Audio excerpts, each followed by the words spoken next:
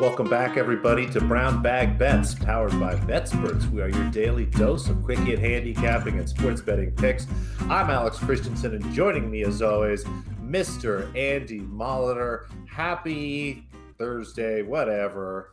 And it's Happy Sports Equinox Day, Andy. The Dodgers got their one win, so we do have a game tonight. We'll get to that in a little bit, I guess. But are you excited?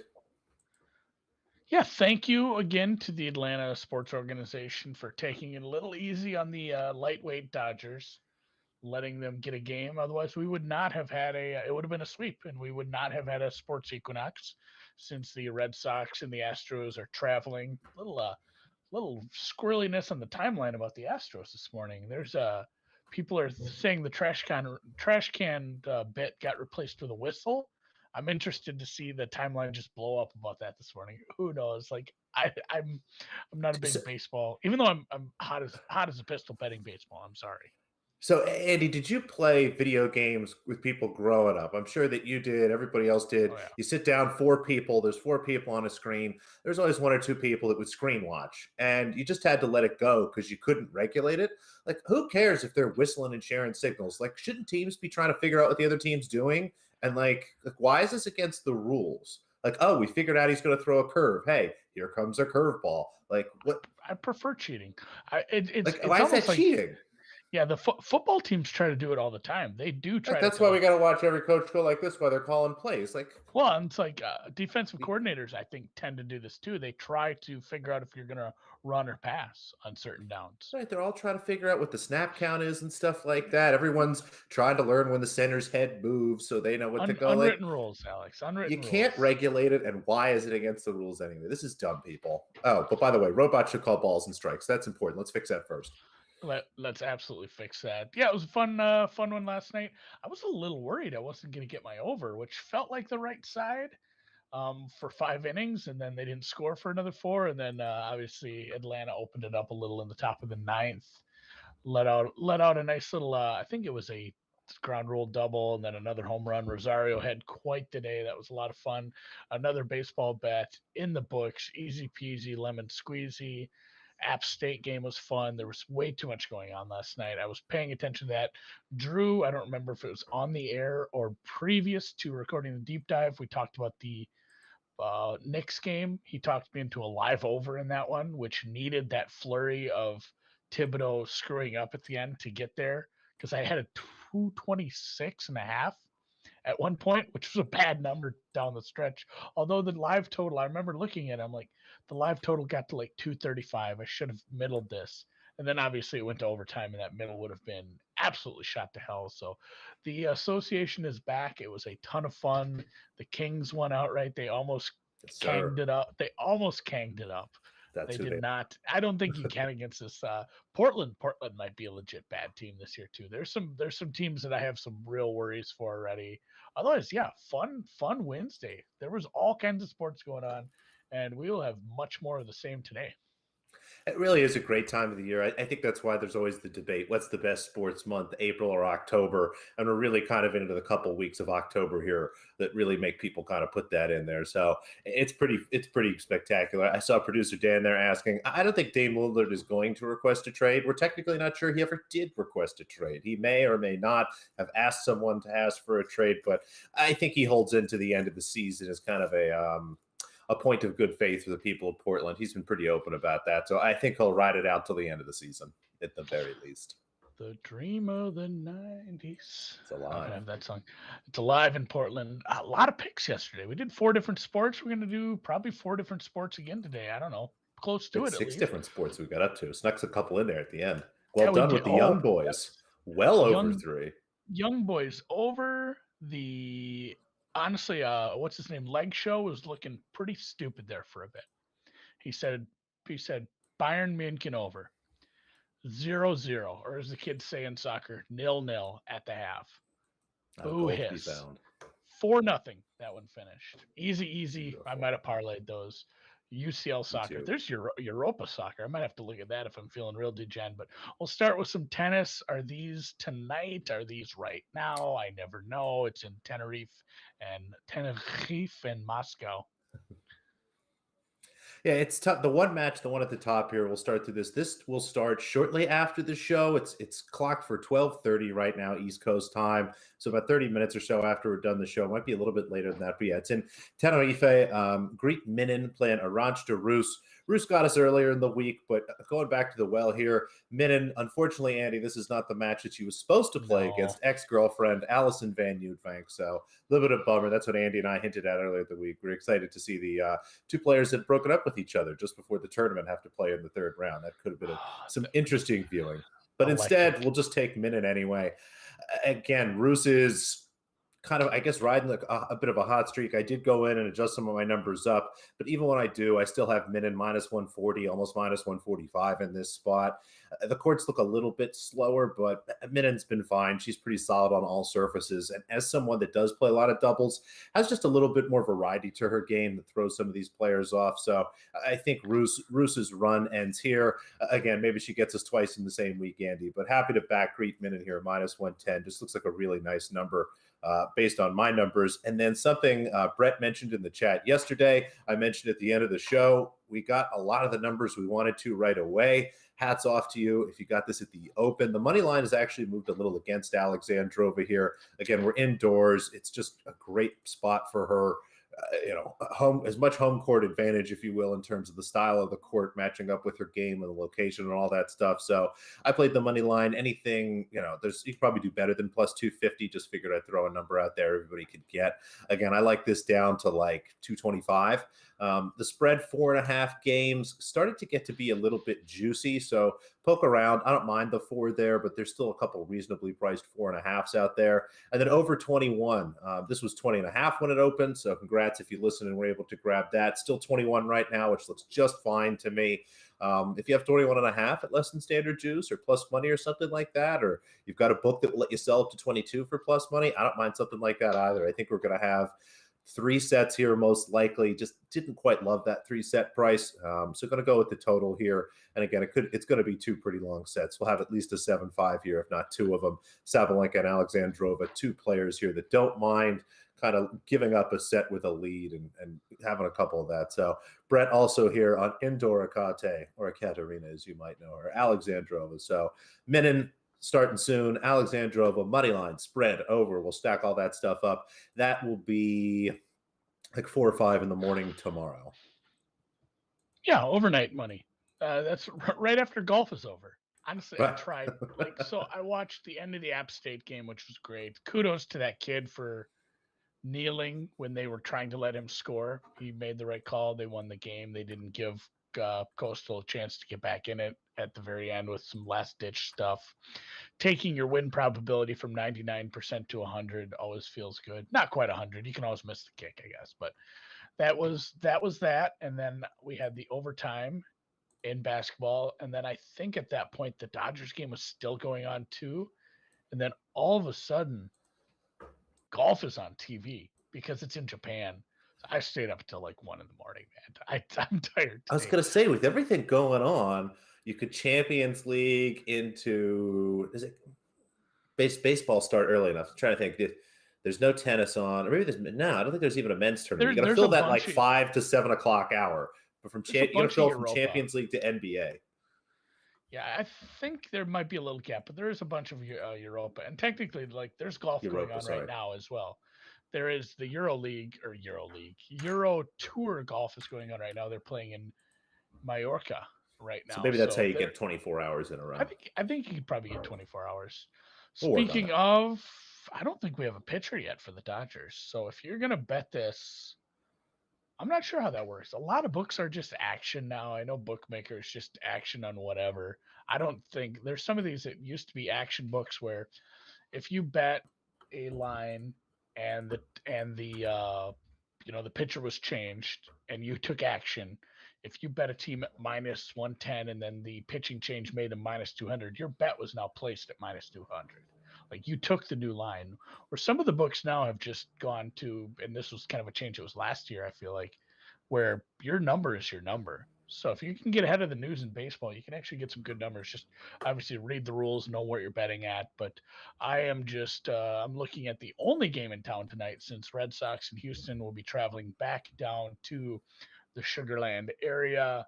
We are looking at the final game of the NLCS that will be held down in Los Angeles.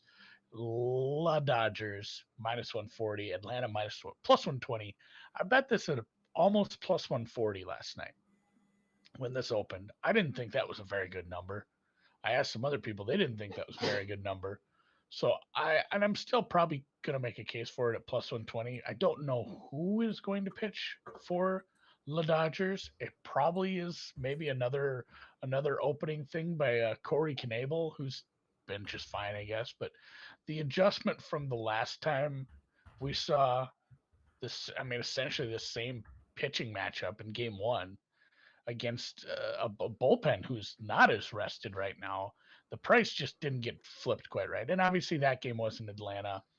And anyone who's worried about the Braves at this point, because they were down 3-1 to this same team in this same series and didn't make it out of there alive, have faith because that was a Dodgers home series. Those last two games were played in Chavez Ravine. So heading back to Truist Park probably did not for a game, but for a victory celebration. I think they get it done. Close up the series tonight. 4-1 Braves. Braves money I like line it. as the dog. Yeah, I'm gonna take this, and this is Game is 7 so nervous. Central. Oh yeah. Oh yeah, the stupid baseball neutral stuff. Well, that doesn't make me feel as good then. I mean, but the Dodgers probably an advantage there. Arlington's a hitter's park. I'm gonna have to go check with if the roof was open or not. Also, that Arlington Park, ugly as sin. It looks like a giant pole barn. Maybe the worst. Maybe the worst stadium in all of baseball for sure. So, Braves for me tonight. I'll try to keep baseball going and basketball. When does basketball actually start? Is there an afternoon game or do we got to wait till like 5? You got to wait till 6:30. that's 6:30 your time, 7:30 East Coast time. It is a shame. We really got spoiled with the bubble. I wish that I could, find some sort of way to convince them to have some sort of afternoon matinee games during the days here. Again, it'd be a perfect way to close the gap between soccer and all this other stuff. But it's Thursday night, so we're back on TNT. That's a big part of the reason, Andy. TNT gets very picky and they like having the primetime game. So we've got 3 games tonight. It's the TNT slate, 2 picks as we continue to try to turn things around here last night. Thank God for the Kings. Got the lid off the jar, Andy. We were able to at least finally make a basket, which is good. So that'll hopefully get us going in the right direction. 2 picks here. The Atlanta Hawks. They're playing tonight. Really like them here hosting the Mavericks. It's a team you go back and look the last couple of years. I mean, the Mavericks got them twice last year, but both times missing Bogdanovich. I think, again, a lot of the numbers on the Hawks are indicative of the roster we saw last year, which, as you go back and look, Bogdanovich missed huge chunks of the season. Hunter missed most of the season. Young missed big chunks of the season. Capella was out for periods of time. Everybody was really out for big chunks of time. And I think it's hard to understand how good this team can be when they're completely healthy. And as I look at this matchup particularly, I mean, it's always tough to go against Luka Doncic. He's somebody that can kind of put everything together and carry a team. But I look at the Mavericks big men. I think the Clint Capella is going to have a really good night. We'll talk more about that in just a second. Going after Kristaps Porzingis, it's just a nightmare having him roll over and over again. Somebody like John Collins has kind of the size. I'm curious to see if they try to run him up against Doncic for a little bit. I'm sure Hunter will get a lot of Doncic as well. So they've got a couple guys to throw at him. I have this closer to 5 myself, just a little less than 5, like 4.6, 4.7 is what I came up with. But again, really like Atlanta tonight. I think that there's just not enough value on them again in the market, given what happened to them last year. I think people are carrying a lot of that over and not, again, giving them credit for really the nice roster that they have here. And the second pick, I made it. I bet it. I put it in yesterday. It's actually moving a little bit in my favor. Golden State, I think, is out to 4 here. Don't mind 3.5. Don't mind 4. But I am just a touch nervous here. If you've heard me talk on a bunch of things, they're playing the Clippers tonight. I don't get the Clippers. I don't understand where they are. Based on this number, the Clippers are like the 10th best team in the league from a power rankings perspective in terms of the market. It just doesn't make any sense to me. But There are people that I know that are very sharp that like the Clippers tonight. There is one particular mush that is on the Golden State Warriors tonight, but a couple smart people as well with me on the Warriors. Still like them. Again, 3.5, 5. I have this out at 6, almost 6.5. So a pretty nice edge there. Again, 4 or less looks good to me. I look at this Clippers team. I really struggle to see with what they're going to do to slow down the starting lineup of the Warriors and the bench, particularly. I think once Paul George and some of those guys head to the bench, then it's going to get to be very ugly in terms of what the Warriors are able to do. I mean, you saw him beat a Lakers team the other night. The Lakers put up a pretty good defensive effort, and Curry did not have a great game. He had a triple double, which distracts a lot of people. But you go back and look at the shooting. He had a particularly poor start to the season, but they're at home tonight. I think they'll be happy there in their comfy confines. I'm happy to lay the 3.5. Yeah, the Western world and the Earth as a whole being on a base 10 system sometimes will distract you from the actual stats because a triple double is awful gaudy. Something about that double digit that really gets you That's excited. what I'm The difference saying. between 9 and Base. 10. What if we were a base 12 kind of place? Blame it on. I was gonna say the Phoenicians, but I think that's the alphabet. I'm trying to think of exactly who Let's came up with invent the 2 more numbers. single-digit numbers and Arabic keep them in there numbers? I somehow. don't know. Either way, we'll Whoever. figure that out and dig into that tomorrow. We'll have The a guest origin, on you for that the after origins. prayer. I'll see if I can get a mathematician. A A math prize picks historian. entry. I think maybe I'll do something around this. Like if you sign up for a new prize picks thing today and you place the same entry with us, I'll give you all the winnings when it hits. You can have all my winnings too. I don't care. I think this pays 10-1. Actually, this is a flex play. If you do a 5 entry one, it is automatically a flex play, which means if you hit all 5, it'll pay out double your entry or 10 times your entry, excuse me. That would be a lot better. So this is a 10-1 parlay essentially. And then but with a little bit of the insurance on it, because if only 4 out of the 5 legs hit, this still pays twice your money. And then if 3 out of the 4 hit, you just get part of I think half of your stake back. I'm gonna have to double check on that, but you can not lose everything as long as 3 hit. So I feel like all 4 are gonna hit. This is pretty easy. We actually took this from the entire team. Everybody contributed. This is like the scene in Revenge of the Nerds where they're fixing up the house and there's the nice song and the montage and they're painting and everyone's having a great time and they're putting one foot in front of the other. I took the NFL leg. We'll start at the top though. Clint Capella over 11.5 rebounds. That is courtesy of one Alex Christenson. Love it. I took Ernest Johnson over 1.5 receptions. They weren't offering much for tight ends in the Cleveland department tonight. So I took the running back. I think he's going to grab a couple catches from my backup, Mr. Case Keenum. Mookie Betts is from Brian. I don't know if a lot of people know Brian. Brian works with us a lot. He's more involved with A Fantasy Life. He was an intern over there years ago that has come full circle to full employment with us over here at the Betsperts Media Group. And he does a lot of baseball. He does a lot of PrizePicks writing. You can check his stuff out over on the site a little too. He took Mookie Betts over 1.5 total bases after we finally woke his ass up this morning. He's a West Coast guy. Matt, who is sometimes on the show when I take days off, is a bit of a hockey guy, even though he likes the Blackhawks and they stink. He went with Connor McDavid to score a goal, which I like because I'm a big Connor McDavid Hart guy. And then producer Dan, who loves himself some low-level football. This is not low-level. I shouldn't shit on ULL. They're a very good team. They're playing Arkansas State tonight, who has a stinky defense. We often do this. I think anything Dan has ever given me for a PrizePicks entry, college-wise, has hit, even though the one looked like it wasn't going to. So Chris Smith, ULL running back over 61.5 rushing yards. And again, if this hits, 10-1 for me. If you want to get involved, you can get double your deposit up to $100 using promo code BBB tonight. A lot of Speaking good of names tonight, there. Future Hart Trophy winner Connor McDavid. Like that yes, one. It's lovely. Easy. Just need a Falcons Thrashers pick. I don't know what. This is how little I know about hockey. Where are the Thrashers, the Jets, or the Avalanche now? think they're the Jets. Someone's going to answer that. All right, Oh, no, we'll they're start it. definitely the Jets. They're definitely not the Avalanche. Oh, the Nordiques or the Avalanche. That's what it is. All Yes, right, the there we Avalanche go. have been around for quite some time. All right, we'll get into the football game tonight, which if you are watching, if you're not watching, if you're listening to this in podcast form, go to the YouTube Great channel, word. go about 20 minutes in and look at this background. You got the classic D and the brownie brown. These are solid logos. Dan really killed it today with these. Well done. Cleveland obviously down to -2 from a much bigger look ahead of almost a touchdown. Everybody's hurt for Cleveland. I'm going to do a little bit of a write up on that as far as keeping you up to date on all the injury news. It looks like Teddy Two Gloves will play. The total is down to 40.5 in this one.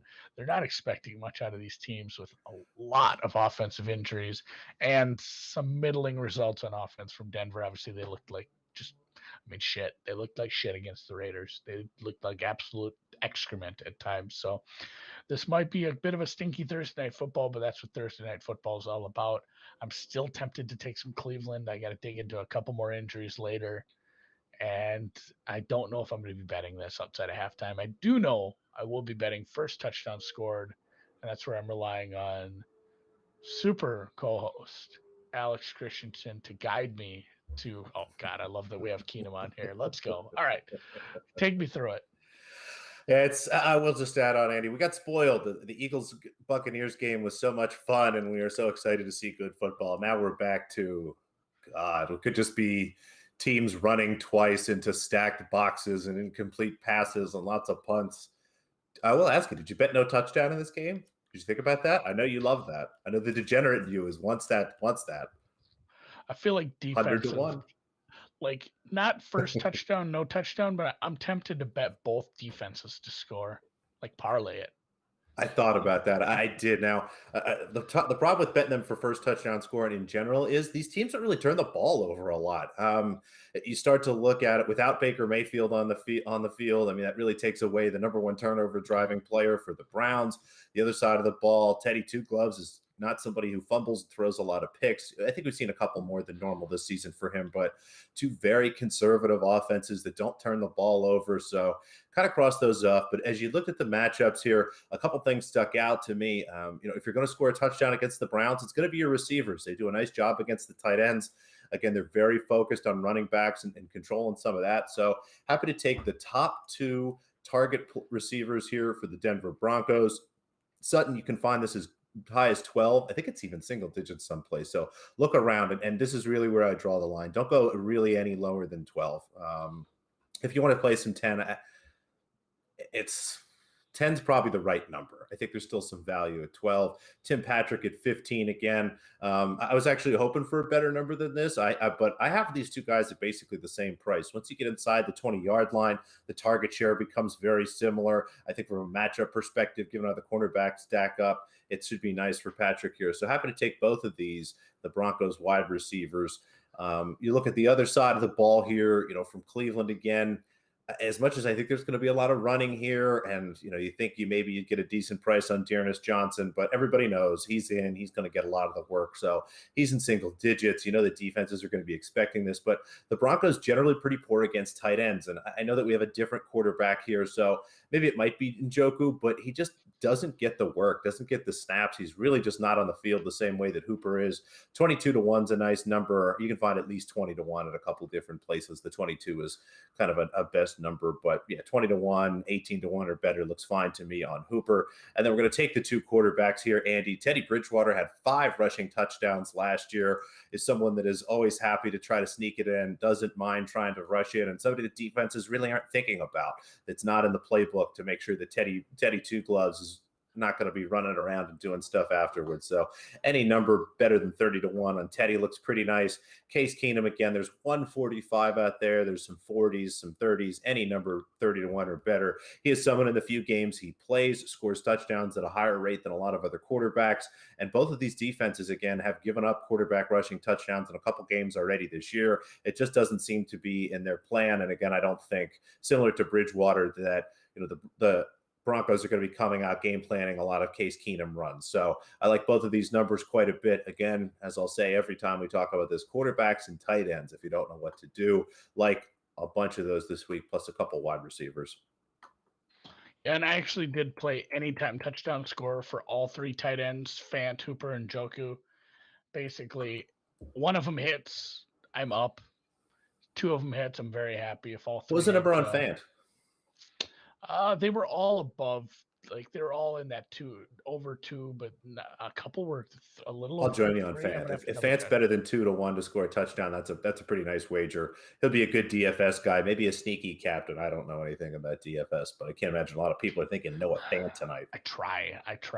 I faded Derrick Henry last week. Thought that would be a smart thing to do. Did not work out in my DFS world. So and then I don't have my Equinox parlay ready. I've had a busy morning, didn't get to it. I'm trusting you to take care of it. I'll have something out later, but you put something together. It is the Sports Equinox.